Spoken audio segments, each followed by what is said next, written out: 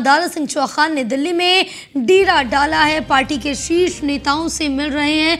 Dara Singh Chauhan UP cabinet में शामिल होने के लिए फील्डिंग सजवा रहे हैं। दारा सिंह घोसी उपचुनाव हारने के बाद बढ़ी दारा सिंह की मुश्किलें। दिनेश शर्मा के इस्तीफे से खाली हुई विधान परिषद की सीट महत्वपूर्ण है। एमएलसी सीट के लिए प्रत्याशी का फैसला तय करेगा भाग्य। इस वक्त की बड़ी अपडेट आप तक पहुंचा रहे, जहां पार्टी के निर्देश के बाद ओपी राजभर ने भी साध रखी है चुप्पी। इस वक्त की बड़ी अपडेट आप तक पहुंचा रहे, जहां आपको बताते चले कि अब कहीं ना कहीं दारा सिंह चौहान की जो मुश्किलें हैं वो भी बढ़ती हुई साफ तौर से नजर आ रही, क्योंकि दारा सिंह चौहान ने दिल्ली में अपना डेरा डाल रखा है।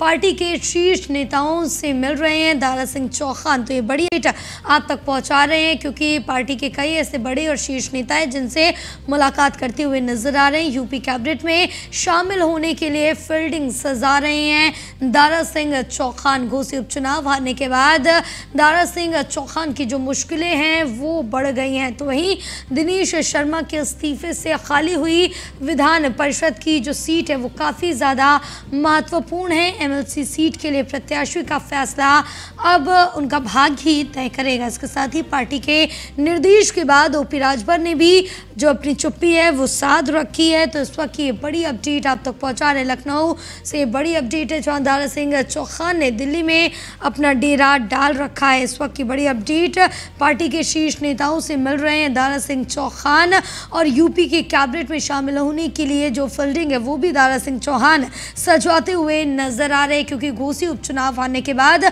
दारा सिंह चौहान की मुश्किलें बढ़ गई हैं।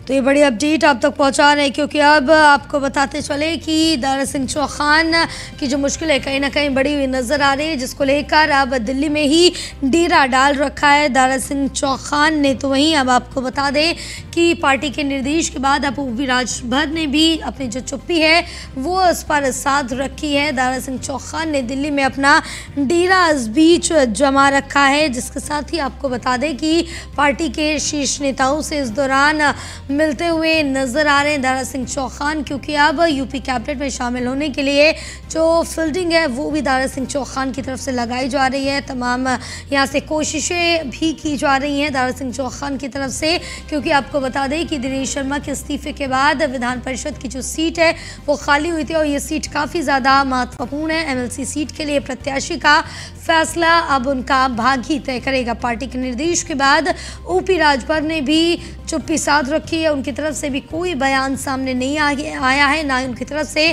कुछ कहा गया है, क्योंकि अब आपको बताते चले कि दारा सिंह चौहान इस दौरान दिल्ली में है। दिल्ली में ही अपना डेरा बसाया हुआ है और पार्टी के शीर्ष नेताओं से भी मिलते जुलते नजर आ रहे हैं। तो कैबिनेट में शामिल होने के लिए फील्डिंग भी सजाते हुए दारा सिंह चौहान नजर आ रहे हैं। घोसी उपचुनाव हारने के बाद दारा सिंह की जो मुश्किलें हैं वो काफ़ी ज़्यादा बढ़ गई हैं, और दिनेश शर्मा के इस्तीफे के बाद विधान परिषद की जो सीट है वो खाली हुई थी, और ये सीट काफ़ी ज़्यादा महत्वपूर्ण है। तो वहीं एमएलसी सीट के लिए प्रत्याशी का जो फैसला होना है उनका भाग्य ही तय करेगा। इस फैसले का ये बड़ी अपडेट आप तक पहुंचा रहे हैं, जो आपको बताते चले कि अब लखनऊ से बड़ी अपडेट है। दारा सिंह चौहान ने दिल्ली में अपना जो डेरा है वो जमा रखा है, जिसके साथ ही आपको बताते चले कि पार्टी के शीर्ष नेताओं से भी मुलाकात कर रहे हैं, मिलते जुलते नजर आ रहे हैं, क्योंकि पीछे की जो आगे की तैयारियां हैं कि उनकी जो मुश्किलें बढ़ रही हैं उनको कहीं ना कहीं कम की जा सके। जो एमएलसी की सीट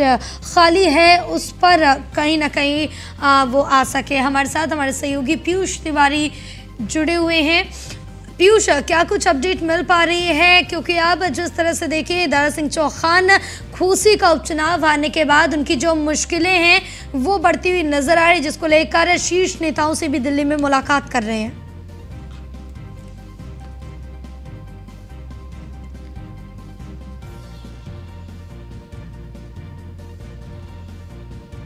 पीयूष, आप तक अब जी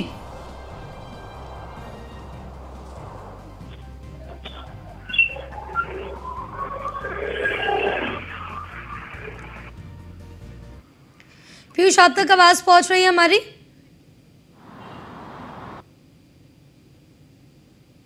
भारतीय जनता पार्टी के जो दिग्गज चेहरे हैं उनसे मुलाकात हो रही है। दारा सिंह चौहान की लगातार वो दिल्ली का दौरा पे आ रहे हैं, दिल्ली दौरे पर आ रहे हैं और आपने देखा कि हाल ही में उनकी मुलाकात भारतीय जनता पार्टी के राष्ट्रीय अध्यक्ष जेपी नड्डा से भी हुई थी और ये मुलाकात भारतीय जनता पार्टी मुख्यालय में हुई थी।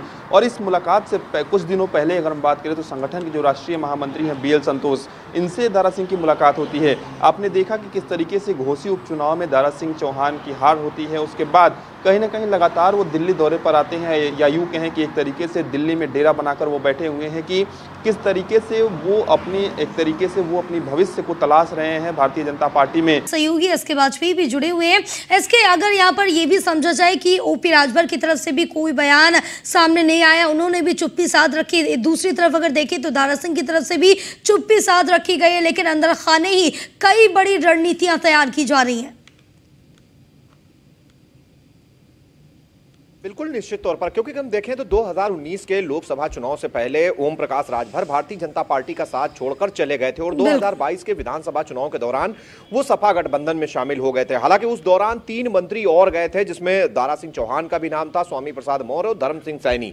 हालांकि तीनों मंत्री जो भाजपा छोड़कर गए वो चुनाव हार चुके हैं। दारा सिंह चौहान और ओम प्रकाश राजभर जब दोबारा से बीजेपी में शामिल हुए तो उस दौरान ये सारी चीजें अंदर खाने चल रही थी कि उनको उत्तर प्रदेश की कैबिनेट में शामिल किया जाएगा, जिसके बाद वो 2024 के चुनाव में भारतीय जनता पार्टी के लिए प्रचार करेंगे और कोशिश करेंगे कि भारतीय जनता पार्टी पूर्वांचल में बेहतर परफॉर्म कर सके। क्योंकि जिस समाज से दारा सिंह चौहान आते हैं वो नोनिया समाज बड़ी संख्या में पूर्वांचल में है और ओम प्रकाश राजभर का राजभर वोट भी बड़ी संख्या में पूर्वांचल में है। तो ऐसी स्थिति में दोनों को मंत्रिमंडल में शामिल होना था। हालांकि एक लिटमस टेस्ट के तौर पर घोसी का उपचुनाव हुआ था, जिसमें ना दारा सिंह भारतीय जनता पार्टी की सीट को बचा सके और ना ही ओम प्रकाश राजभर का करिश्मा काम आया। तो सीधे तौर पर अब दोनों के मंत्रिमंडल में शामिल होने को लेकर लगातार अटकलें चल रही हैं। अभी तक आधिकारिक तौर पर कुछ भी ऐसा घोषित नहीं किया गया है कि उनको आगे भारतीय जनता पार्टी क्या कुछ जिम्मेदारी देने वाली है। हालांकि इन सारी चीजों को लेकर दारा सिंह चौहान लगातार दिल्ली दरबार के चक्कर लगा रहे हैं, क्योंकि वो चाह रहे हैं कि उत्तर प्रदेश की कैबिनेट में उनको शामिल कर लिया जाए। चूंकि वो चुनाव तो जीते नहीं, अब ऐसी स्थिति में उनको किसी न किसी सदन का सदस्य होना है। चूंकि उत्तर प्रदेश के पूर्व डिप्टी CM रहे डॉक्टर दिनेश शर्मा अब राज्यसभा के सांसद हो गए हैं और उनकी एक MLC की सीट खाली है। तो सीधे तौर पर दारा सिंह चौहान इसीलिए दिल्ली दरबार के चक्कर लगा रहे हैं कि वो MLC की सीट दारा सिंह चौहान को दे दी जाए, ताकि दारा सिंह चौहान विधान परिषद के सदस्य हो जाएं और उत्तर प्रदेश सरकार में मंत्री बनने का रास्ता उनका साफ हो सके। क्योंकि अभी कोई दूसरा उपचुनाव भी नहीं है और भारतीय जनता पार्टी के पास दूसरी कोई ऐसी सीट भी नहीं है जो कि दारा सिंह चौहान को दी जा सके।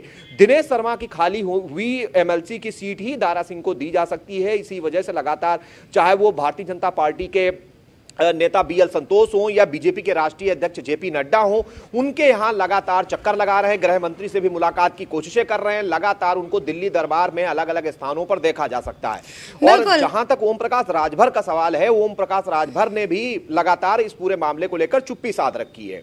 बिल्कुल, अभी भी उनकी तरफ से कोई बयान सामने नहीं आया और ये कहा जा रहा है कि पार्टी के निर्देश के बाद ही उनकी तरफ से चुप्पी साधी गई है।